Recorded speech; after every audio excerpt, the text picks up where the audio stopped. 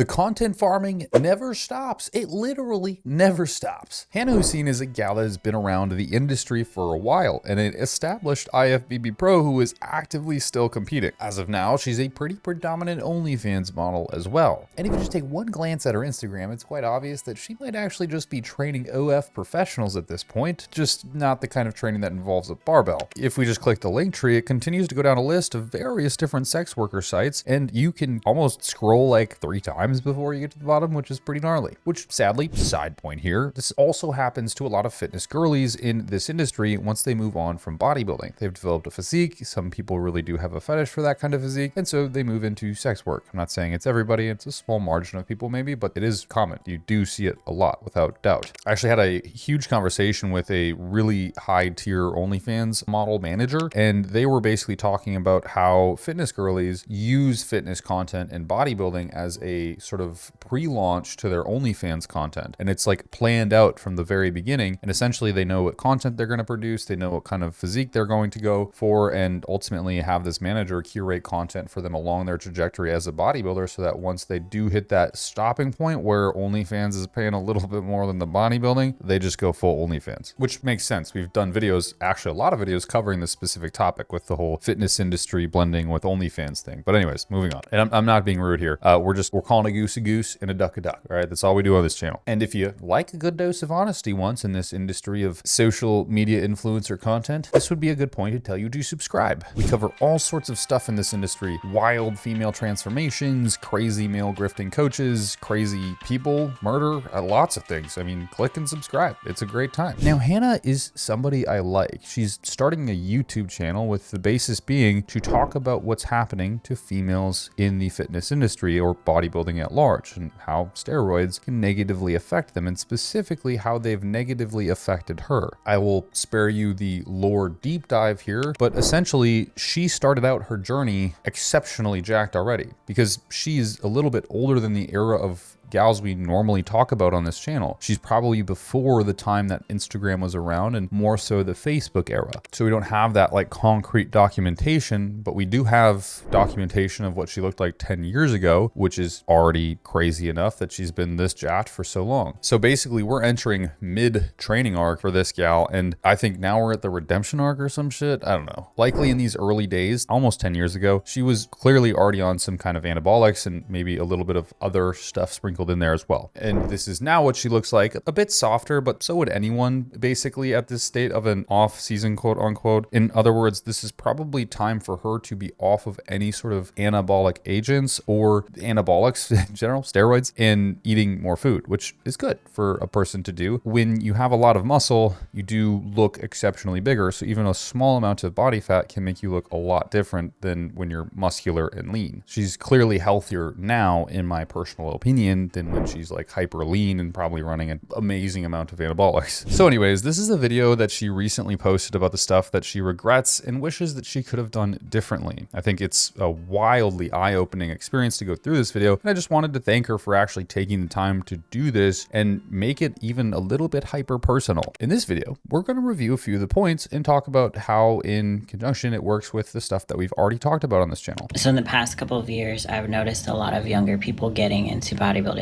So I wanted to create this platform to tell my story, to hopefully help somebody make smarter decisions than I did getting into it. So right here, she talks about how waves of people are coming into bodybuilding. Young women are getting into bodybuilding in the fitness industry, younger and younger, it seems, almost every single year, doing steroids and getting into an industry that they have zero clue the extent that it is going to become invasive in their life. There's zero intelligence about pharmacology usually when they jump into this, and the implications can be drastic and life-altering forever. And the really important thing to talk about here is it's not just physical. I feel like a lot of us think of it as physical, but in reality, a lot of the consequences can be mental, can be fertile in terms of a woman's ability to have kids, so much more than what most people are topically discussing. These are just some of the things that I got very, very wrong getting into it. These are some of the things that I would caution, especially young women getting getting into the sport. Starting with, obviously, my voice, the elephant in the room. I'm not trans. Not that there's anything wrong with that, but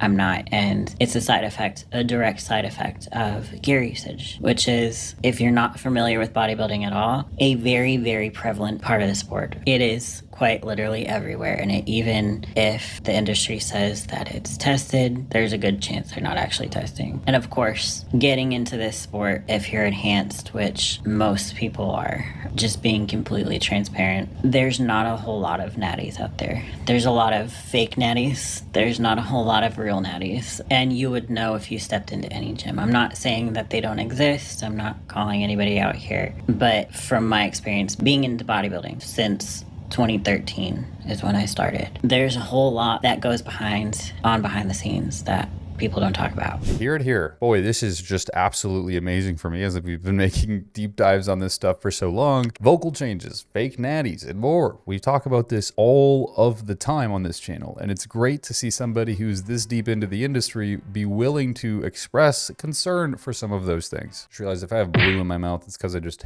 dosed some methylene blue. We made our own product. That's coming later. But for real, why does this happen to so many women in the fitness industry? Why are they at large changing themselves, becoming near a male to get a physique that's decent, but probably not like crazy? Let's just break down the science, right? Steroids are the obvious answer. And the reason that we see women decide to take these masculinizing hormones is obviously because it enhances their physique. It doesn't just build muscle though, and that's the biggest problem here. There's these little things called androgen receptors where that hormone or the carbon chain connects to a receptor site, and the information it starts encoding into the RNA and the nucleus of the cell is usually instructions to have that cell do something. Now, the positive of this is that sometimes those transcriptions lead to muscle protein synthesis signaling and myonuclei donation, a huge positive when we're trying to get bigger, stronger, faster, all of that good stuff. But they also lead to masculine maturation in women. Specifically, this means bone growth, vocal fold thickening in females, hair loss, acne development, because when you take an androgen, you are taking something that made a male a male. As a female, that doesn't sound so great, and it's because it's probably not. If you expose yourself to a high enough amplitude of anabolic steroids, they're going to cause an effect. If you expose yourself to a high enough amplitude or even a low amplitude for a long enough time, they're going to cause a negative effect. You cannot get away with long-term low dose or high dose short-term use of these compounds. You just can't as a female. They are male hormones. Someone argued with me on TikTok or something that they're not male hormones. Look up the Merrick index. It's insane to me, okay? They act on the androgen receptor. The encoding they do is based around masculine tendencies, thus why hair falls out, thus why clitoris grows, why vocal folds thicken. As clear as I can be, converting a female into a male. And most coaches in this industry of bodybuilding are unfortunately too undereducated to understand the multiple and numerous other compounds that a woman could be using to performance enhance without having to take male hormones, which will undoubtedly, unquestionably, 100% of the time, when dosed as they are typically in a lot of the cases we cover, going to cause these side effects. Now, the other situation here, the fake natty stuff, look, this is everywhere. It's like resurging. I talked about this in several videos before. There are tons of disgraceful people juicing to the gills, competing in natural shows, claiming their natural status, showing pathetic levels of blood work, like garbage blood work, to say, look, I'm natural, or having Coach Greg put a stamp of approval saying, look, I'm natural. I've talked about why this is bullshit. If you're doing a test that is testing for just about anything, it does not prove you're natural, and it needs to be very time-based and specific to the individual. It's just most people you see on the internet who claim natural and have to vehemently claim natural always and every time, they're not natural, all right? They're just not. In a time before social media was really a thing, like TikTok didn't exist, Instagram didn't exist, I think Facebook did, but things weren't as talked about as they are now. Coaches were not vetted,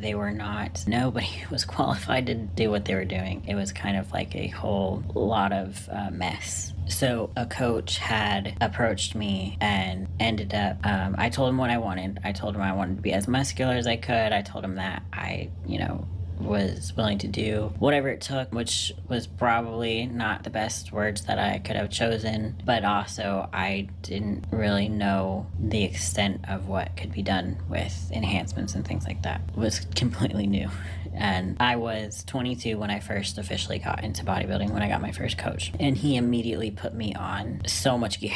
So much gear, and I had no idea about the side effects. I didn't know the risks. He actually told me that there was no risks, and that's why my very first mistake was listening to the wrong people. You have no idea how common this is. A young, oblivious girl takes steroids because she's clueless of what they even are, and the only reason that she took those is because she wanted to get a certain physique. She hired a coach because that's just what you're supposed to do in this industry, and coach said, hey, take this thing, but doesn't really explain what said thing is, just that it's safe for you to use and that it's not going to cost a whole lot of money. And all that specific coach knows is steroid X gets Y results, no matter the cost. It's like hiring a mechanic to perform brain surgery. Yeah, you get brain surgery, but he has a wrench and you're definitely leaving with permanent brain damage or possibly not even alive. This said guy is probably as old as dirt too, commonly with a hypertrophied nose and a waistline. He's been practicing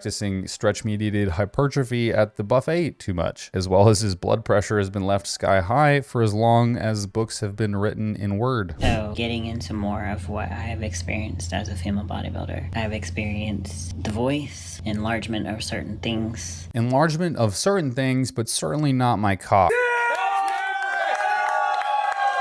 Just to be clear, that is dangerous. That's not good. That's not good. That's dangerous. Let's up those numbers! Time to subscribe for Bugattis. Everybody gets a Bugatti. All you need to do is subscribe for the Bugatti.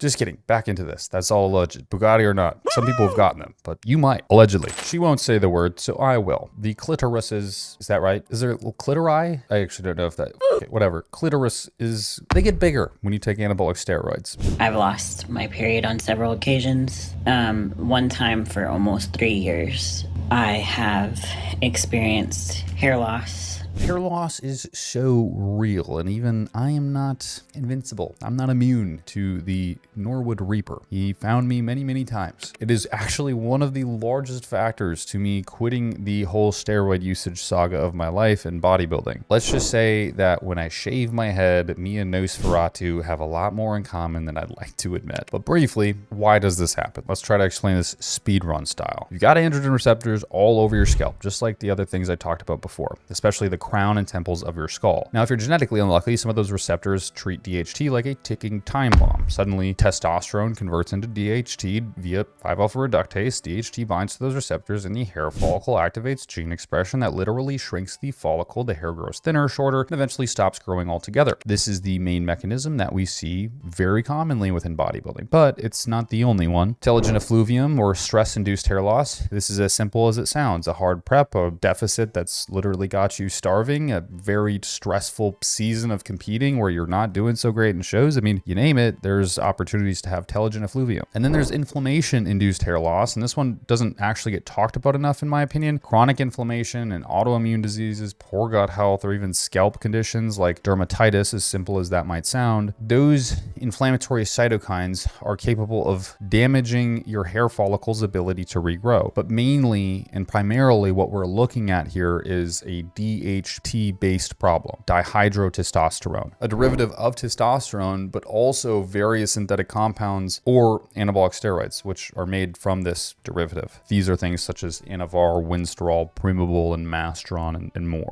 These guys tend to biased hair loss in a lot of individuals, which is self-reported, significantly so. She also mentions cystitis. Cystitis is a medical term for inflammation of the bladder, most commonly caused by urinary tract infections, especially and most particularly in women. It is induced oftentimes by chemical usage of various compounds, but one of those compounds exclusively being anabolic androgenic steroids. You called it. Very interesting because you don't often hear this talked about in the demographic of bodybuilding, but it does happen. I think probably more people than not maybe don't want to talk about it so publicly, but it does happen. Look, I think this video is beautiful because you have a woman at the top, right? Like doing really good, coming out after her career, truly as the career is still going, discussing, hey, there's actually like some things I really regret doing this career, and I think you should know about them. We've covered hours and hours and hours of people in this industry who are just so willing to bypass any of the information regarding the downsides of what they're doing because, whoa, it's too bad for social media. I don't want to talk about it. I don't want to say that, hey, gals, if you're interested in going down this route, it might actually not be a great idea for the rest of your life or something. It's, hey, look at me, I'm jacked, I'm pretty,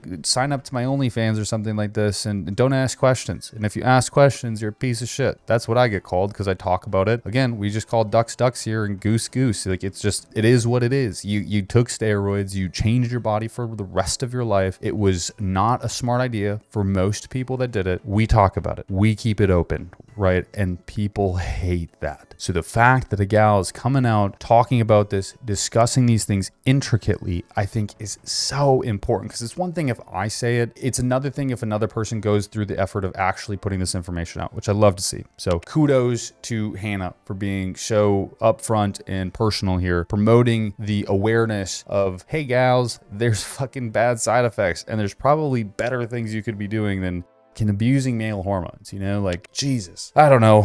If you want to support this channel, there's links down below in the bio. I appreciate you guys being here. Look, we've made a ton of videos on this channel and it could not have been done without every single one of your supports. So I don't know if that was appropriately said, but you are more than appreciated and I value every one of you. If you feel like you're alone, if you feel like you're not valued in life, I want you to know one thing. You absolutely are. I see you, right? I might not see you literally, but I feel your pain. I've been through that pain and I can express as much emotion through similarity as probably you could ever imagine. And you're not alone. So keep your head up, keep walking forward, left foot, right foot. This is what I always say. If you can just live one more day, you're going to make it to somewhere so beautiful, so pinnacle that you could never imagine in this current moment, because it's just so different than probably what you expect it to be. But you just got to keep going. You just got to every single day, like beat that ground, you know? Anyways, I'll catch you in the next video. Promise that you'll never